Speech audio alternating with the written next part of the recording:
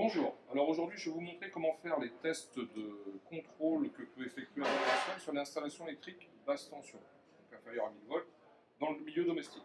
Pour cela je vais utiliser un contrôleur d'installation, c'est ce type d'appareil qui peut utiliser un Consuel, on le trouve dans la marque ici Chauvarnou, on peut avoir en flux, en Matrix et d'autres. Alors le premier test qu'on va effectuer c'est la mesure de la continuité du PE, le conducteur de protection électrique, entre autres. Le conducteur jaune-vert. Alors pour cela, je vais mettre sur, donc j'ai bien dit continuité, on va se mettre sur position R. Donc R, ici l'appareil, alors suivant le modèle de l'appareil, ici on peut avoir des indications, savoir quel câble brancher. Ici on a la chance d'avoir les trois d'un coup avec un détrompeur. Et donc quand on mesure la résistance, on va utiliser le fil rouge et le fil blanc. Le jaune pour ne pas nous gêner, on va le mettre avec le blanc. Je fais avant la première mesure un test. Donc pour voir si mon appareil fonctionne bien. La continuité du PE, il faut que je trouve une valeur inférieure à 2 ohms. Une petite impulsion, là mon appareil fonctionne bien, j'ai 0,03 ohms. Pardon.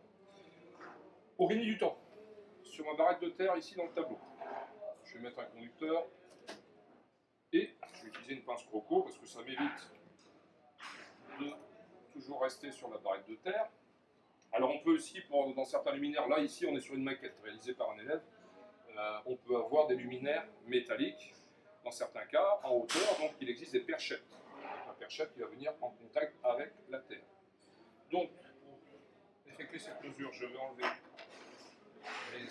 mes ampoules. On verra aussi dans un futur test pourquoi. Et je vais utiliser ce type de connecteur qu'on utilise pour les lustres, que je vais connecter, et j'ai mis un bout de conducteur jaune-vert. Alors, on n'oublie rien. Je vais faire ici sur mes prises au niveau du tableau. J'ai bien 0. Ohm. On est tranquille. Je mesure toujours 0 ohm. Ici, je mesure toujours ce bouton de test, une petite impulsion toujours inférieure à 0,2. Et je vérifie tous les luminaires.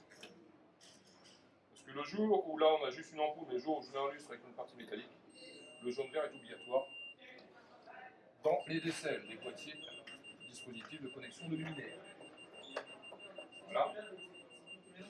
C'est normal, à l'appareil, quand on est en position résistance, il peut mesurer jusqu'à 1999 ohms. Par contre, si je mesure, comme ici, la Terre, je trouve bien 0,05.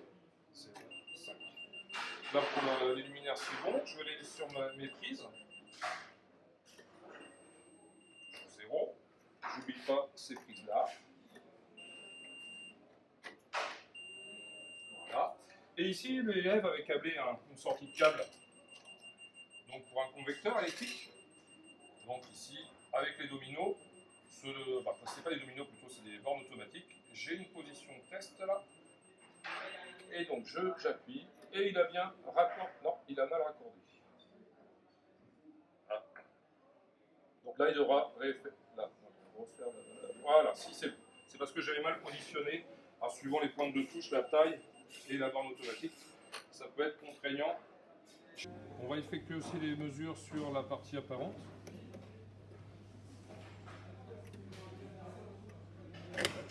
On n'oublie pas également d'effectuer la mesure sur le luminaire. Alors là, on l'a volontairement dénudé. Parce que là, on a un luminaire plexo, c'est pas gênant. On n'a pas de bande pour la terre, pour les masses métalliques. Donc on trouve bien. Et après, on le coupe parce qu'il y a un risque autrement de toucher la phase ou le neutre. Et la dernière structure, parce que quand je dis masse métallique, c'est aussi notre structure du bâti. Alors là, ici, j'ai enlevé la peinture volontairement. Et là, je mesure une valeur supérieure à 1999 ohms. Et il me met bien sur l'appareil, je ne sais pas si vous voyez la vidéo, supérieure à la limite. Parce que la limite, je rappelle, pour la continuité du PE, c'est 2 ohms. Voilà la première partie des mesures. Ensuite, alors on va attendre pour le couper parce qu'il fait du bruit. La deuxième mesure que l'on doit faire, c'est l'absence de court-circuit. Et l'absence de court-circuit, c'est également avec la position R, donc toujours les mêmes conducteurs. Et là, on va faire entre les conducteurs actifs, c'est-à-dire, dans notre cas, on n'est pas en triphasé, on est en monophasé, on va faire entre phase et neutre. Donc là, toujours L et PE. Je me mets ici, alors je fais très attention. Ouais, j'ai oublié une chose très importante. c'est que j'ai enlevé mes ampoules, parce que si j'enlève pas mes ampoules, et admettons j'ai un bouton qui est appuyé, suivant le type d'ampoule, si c'est de l'halogène par exemple, ou de l'incandescence, le circuit va être fermé. Donc si je me mets entre phase et neutre, la résistance va être égale à 0. Alors que là, si je mesure, elle est supérieure, bien supérieure, elle est infinie. Donc je vérifie pour chaque disjoncteur. C'est bon.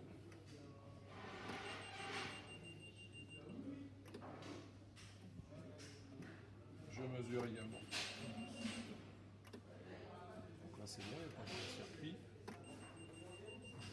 On fait très attention aux appareils que l'on a derrière. On pourrait avoir un récepteur, si je mets, c'est pareil, un convecteur électrique, donc j'aurai une valeur de résistance. Il faut savoir interpréter les valeurs. Donc on n'a pas de court-circuit. Je vérifie même ici si j'ai pas de court-circuit également. Ici sur mon peigne s'il était défectueux. Voilà, c'est bon. Alors ça c'est la deuxième mesure à effectuer, hors tension. Et la troisième, c'est le contrôle d'isolement. Alors, le contrôle d'isolement, c'est entre le conducteur actif et le jaune-vert. Donc, c'est le conducteur de protection électrique. Il faut faire cependant attention parce que pour un contrôle d'isolement, donc on va se mettre sur mégommètre. Nous, ici, notre installation fonctionne en 230 volts. Donc, il faut savoir, il y a des textes qui nous disent que pour une tension d'utilisation comprise entre 50 et 500 volts, il faut mettre l'appareil sur la position 500 volts. C'est-à-dire qu'on va injecter 500 volts. Ici, par exemple, on a un télévariateur, donc de l'électronique. On va regarder dans le schéma ce circuit-là, on ne va pas faire le test d'isolement, on va bien ouvrir le disjoncteur. Je regarde le télévariateur. Donc, il est ici. Donc, c'est notre Q6. Donc, je ne vais pas aller faire un test entre ces conducteurs et le jaune-vert, au risque de le griller. Donc, je vérifie entre déjà ici et là. Alors, je vais appuyer sur le bouton, je reste appuyé un petit peu et là ça me met supérieur à 600 millions d'ohms. La norme dit c'est 1000 ohms par volt de test. Donc là comme j'ai mis 500 volts, j'ai injecté 500 volts, 500 fois 1000 ça fait 500 000 ohms. Donc il faut que ma valeur de résistance que je trouve quand je fais le contrôle d'isolement, et c'est également le cas ici, j'ai bien supérieur à 600 millions d'ohms. M c'est méga, 10 exposant 6. D'accord. Par la même occasion, je vais même faire un test d'isolement. Ici, l'élève, pour faire ses tests sous tension après, a mis un câble d'alimentation. Ce câble, il peut être écrasé à un endroit. Hein, ça peut vite arriver sur un chantier. Donc, pour vérifier, soit je me mets sur ces bornes-là, ou plus simple, comme il a raccordé ici, je me mets ici, et j'appuie sur le bouton test. Et là, je trouve bien une valeur supérieure à 600 millions d'ohms, parce que, admettons, si je trouvais 2 ohms ou 0 ohms, ça veut dire que les conducteurs dans le câble sont défectueux. Et ça, c'est une mesure très importante à vérifier. Je peux également aller vérifier, mais c'est le même principe entre chaque conducteur et le PE.